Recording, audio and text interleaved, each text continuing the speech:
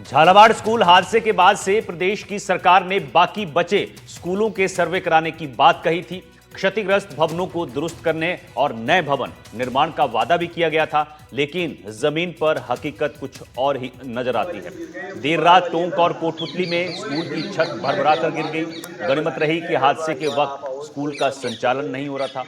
वहां अगर बच्चे होते तो फिर एक बड़ा हादसा हो सकता था। परिजन अब भी हैरान हैं। कल को उनके बच्चों के साथ कोई भी अनहोनी हो सकती है। प्रशासन, शिक्षा विभाग और सरकार को एक बार फिर सतर्क होने की जरूरत है।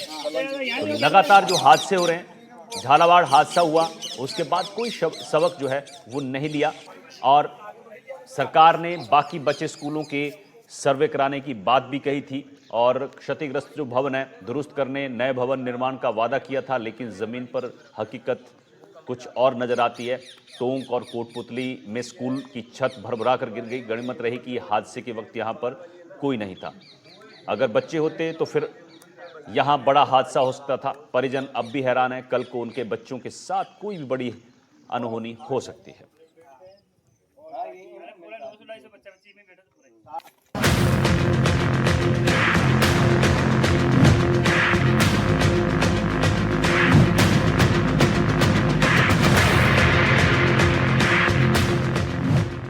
टोंक जिले के लांबा हरि सिंह गांव में देर रात एक स्कूल फिर से धराशायी हो गया।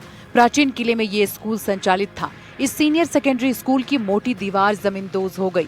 गनीमत रही कि यह हादसा उस समय हुआ जब स्कूल बंद था।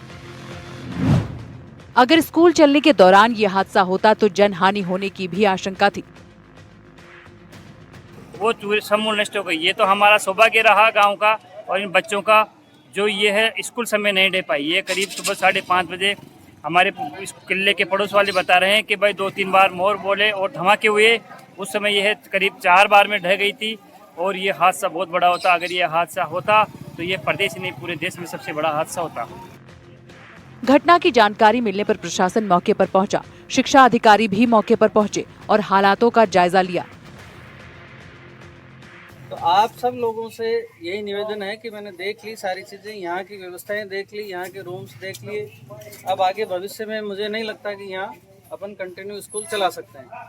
तो अब दूसरा जो आपका जो ये मांग है कि भाई इसको दूसरी जगह शिफ्ट किया जाए, उस पर अपन अभी सभी एक बार बैठेंगे। आपके पास जो जो यहाँ के ऑप्शन है वो मुझे बता दो। SDMC की और उच्च अधिकारी जो आएंगे उनके साथ एक बार अपन मीटिंग कर लेंगे।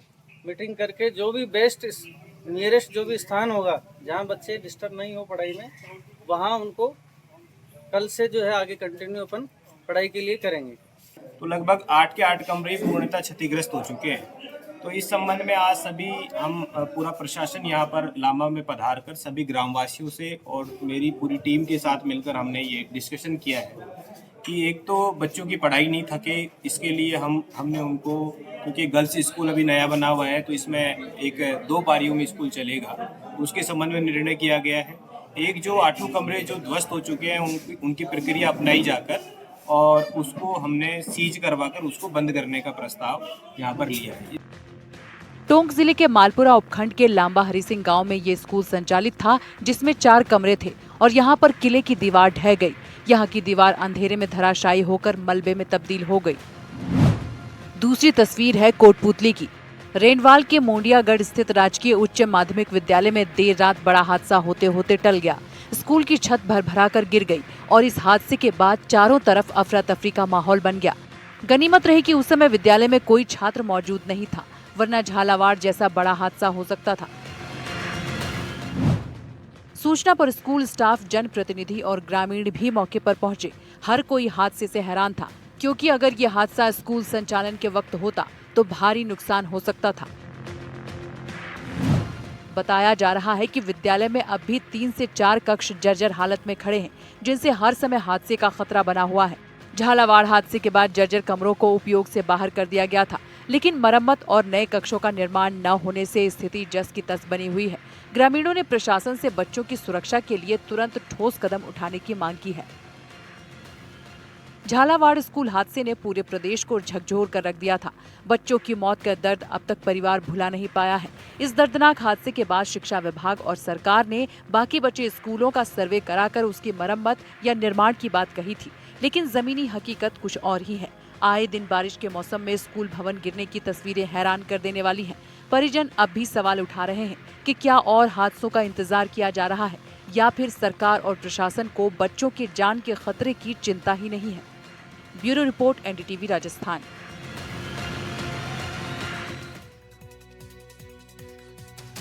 जोधपुर के लूणी इलाके में एक सरकारी स्कूल की इमारत ढह गई। शुक्रवार देर रात यह हादसा हुआ। राजकीय उच्च माध्यमिक स्कूल की ये बिल्डिंग पहले से ही जर्जर घोषित कर दी गई थी और इस भवन में कोई क्लास नहीं चलती थी। सर्वे के बाद इस भवन को क्षतिग्रस्त घोषित किया। हालांकि यहां से करीब 50 मीटर की दूरी पर ही बच्चों के लिए नए भवन का निर्माण कराया गया था ताकि बच्चे वहां पढ़ाई कर सके, लेकिन जर्जर भवन के आसपास बच्चों की चहलकदमी हुआ करती थी। ये तो शुक्र है कि घटना के वक्त वहां पर कोई बच्चा मौजूद नहीं था, नहीं तो ये एक गंभीर हादसा हो सकता था। प्रशासन को इस बात का भी ध्यान रखना चाहिए कि जिन जगहों पर ऐसे भवन खड़े हैं उन जर्जर भवनों को या तो पूरी तरह से गिरा दिया जाए या फिर वहां से लोगों की आवाजाही को पूरी तरह से बंद करवाया जाए। जोधपुर से हमारे संवाददाता मुकुल परिहार की ये खास और ग्राउंड रिपोर्ट देखिए। जोधपुर संभाग के थवा में एक राजकीय उच्च माध्यमिक विद्यालय की एक बिल्डिंग देर रात थरथराकर गिर गई।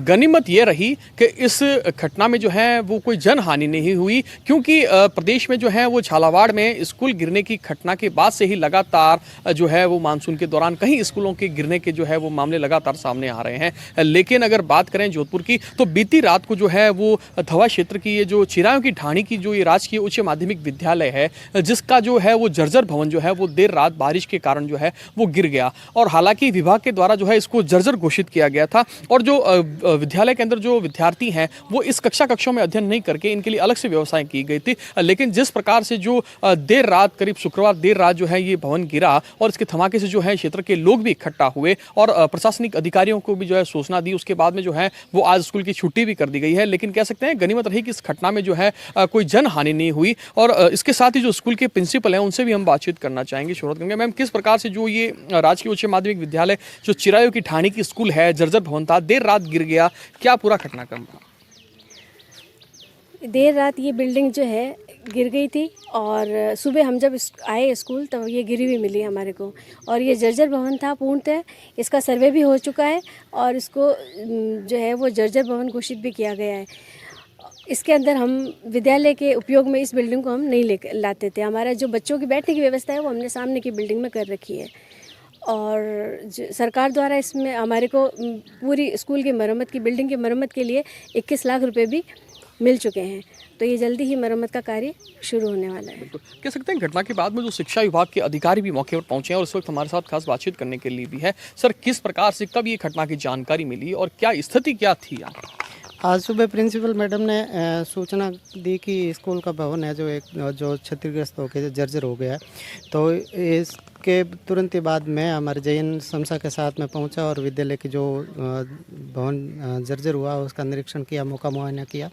चूँकि ये जो भवन है विद्यालय के जो मुख्य परिसर है उससे लगभग 15 से 20 मिनट दूरी पर स्थित है। तो पिछले 15 सालों से यहाँ किसी विद्यार्थी को तो बिठाया नहीं जाता है और चूँकि थोड़ा डिमोलिशन की स्थिति में था तो यहाँ बच्चों को भी पाबंद किया हुआ था कि यहाँ पर कोई भी विद्यार्थी नहीं पहुँचेगा। इसके लिए सुरक्षा के भी विशेष उपाय किए हुए थे। और जो हमारा मुख्य परिसर है उसमें कुछ मरम्मत की आवश्यकता थी, तो समसा से हम लोगों को फिनेंशियल और प्रशासनिक स्वीकृति 21 लाख रुपए की मिल चुकी है, जिसके टेंडर होने से ऐसा टेंडर होने के पश्चात जो विद्यालय का जो मुख्य परिसर है उसका भी मरम्मत का कार्य कर दिया जाएगा। तो कह सकते हैं जब ये घटना हुई, स्कूल जब भरभरा कर गिरी, तो सबसे पहले मौके पर पहुंचने वाले जो क्षेत्रीय सरपंच हैं उनसे बातचीत करेंगे। सब किस प्रकार से घटना जब देर रात की हुई, हालांकि गनीमत रही कि कोई इस हादसे में जो है वो जनहानि नहीं हुई, किस प्रकार से घटना ये हुई और क्या हुआ था?